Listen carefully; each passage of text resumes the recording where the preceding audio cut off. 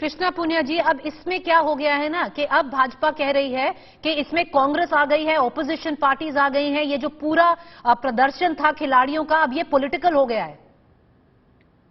प्रीति जी, सर्वप्रथम जब बच्चों ने ये आवाज उठाई थी हमारे खिलाड़ियों ने, तो उसमें कोई पार्टी नहीं थी।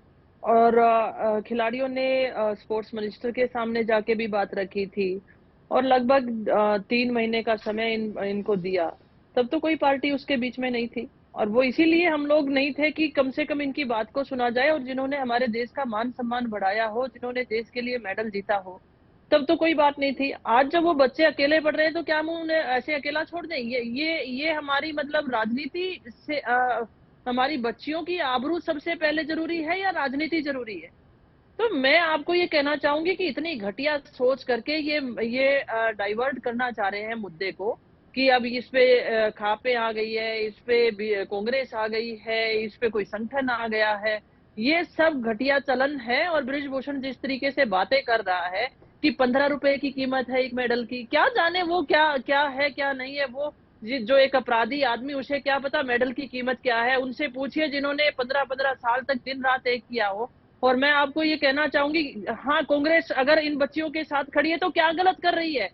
क्या हम अन्याय के खिलाफ हमारे देश के बच्चों के साथ खड़ा नहीं हो सकते हैं? जिस दिन हम मेडल लेकर आते हैं, और जब ये बच्चियां मेडल लेकर आई, जब इनके इनके सम्मान जी, में जब प्रधानमंत्री जी खाना रख सकते हैं, उन्हें डिनर दे सकते हैं, तो आज आज हमारे वो नेता कहाँ चले गए?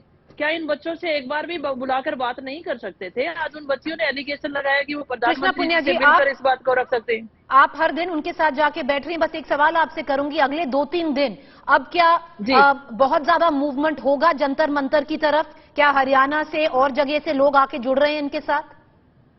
मैं तो आपके चैनल के माध्यम से ये जरूर लोगों से अपील करना चाहूंगी कि ज्यादा से ज्यादा लोग जुड़ें।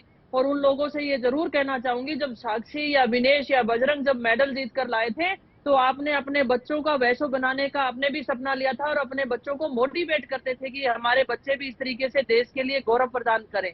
तो आज वो समय आ गया है, जिन्हें आप अपना हीरो मानते थे, वो हमारे देश के भविष्य को लेकर, हमारे खिलाड़ियों को लेकर, खेल को लेकर आज वो धरना प्रदर्शन पर हैं। तो ज्यादा से ज्यादा लोगों को, अकेला हरियाणा की नहीं कह रही हूँ, किसी भी स्टेट से कोई भी व्यक्ति आ सकता है, मैं ये कहना चाहूंगी, ताकि इनको न्याय मिल सके।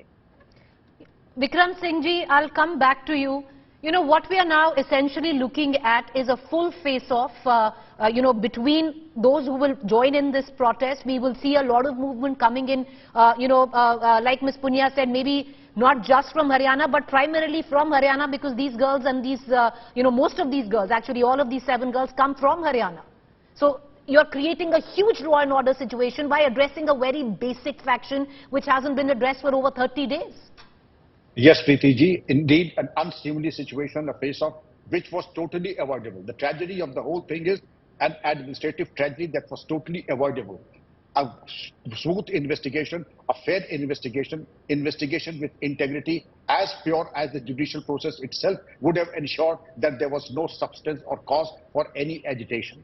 But when we allowed and gave an opportunity for an agitation, I do hope that it is taken care of by the law and order enforcement machinery. And now this is a wake-up call. Even now it's possible in the next 72 hours to finalize the investigation and bring the culprit to book, or say that no case is made out. But the investigators have to take a stand on the basis of evidence. If they do not, well, they are inviting trouble and quoting the recipe of disaster. लेकिन मैं एक बार चारू जी के पास जाना चाहूंगी, एक minute. Fact is, again I'll ask you, what is it that's stopping the NCW from taking suo motu cognizance? At least take suo motu cognizance, speak up, because now the silence of the NCW speaks of being partisan. So absolutely, the whole mandate of the National Commission for Women is protection of women's rights.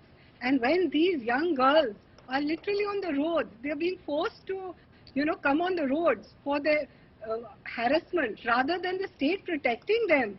They are literally on the roads and they have to do a dharna, and all kinds of politicians are now, the whole thing is getting messy because politics.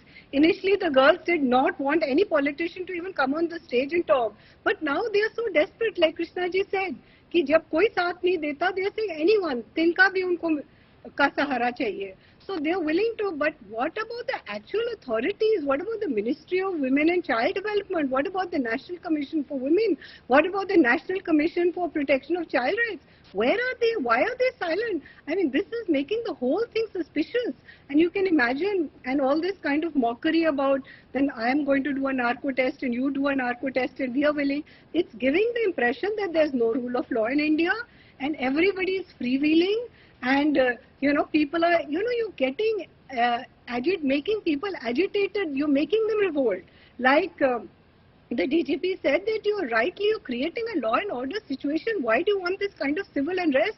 When a simple thing, like if the process of law of the criminal justice delivery system had worked, go according to the CRPC, do an investigation. Right. Once the statements are recorded, arrest the person. What is the sports ministry doing? Totally So at least bring him in the ambit of investigation, which is amazing because Mr. Sharan hasn't even been brought in the ambit of investigation yet, and that is what is bizarre. Krishna ji, आप क्या कहना चाह रही थी?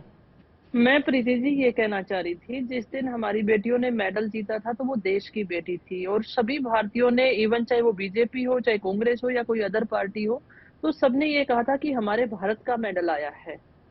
आज हम इन बच्चियों को लेकर कभी हम हरियाणा की बेटी बोल देते हैं, कभी एक कौम से बोल देते हैं, कभी कुछ बोल देते हैं, तो इससे शर्मनाक और क्या हो सकता है। जिस दिन मेडल जीता था हमारे भारत की बेटी थी, इसलिए मैं भारतवासियों से ये आग्रह करती हूँ कि इनके प्रोटेस्ट में आप शामिल होइए और ये खुद की आवाज नहीं उठा रही है, ये आने वाली उन बच्चियों की और जिनके साथ ये पीड़ा घटती है, कई बार समाज के डर से, कई बार किसी और के डर से, जो बच्चियां, लाखों बच्चियां हमारी बात नहीं उठा पाती हैं, आज वो धरने पर आकर इनके लिए रोती है। इसलिए मैं ये कहना चाहूंगी कि हमें इन्हें जातियों में या किसी स्टेट में ना बांट कर, ये हमारी देश की हीरो रही हैं और इनकी बात को हमें प्राथमिकता देनी चाहिए और उन्हें उनके न्याय के साथ हमें खड़े होना चाहिए।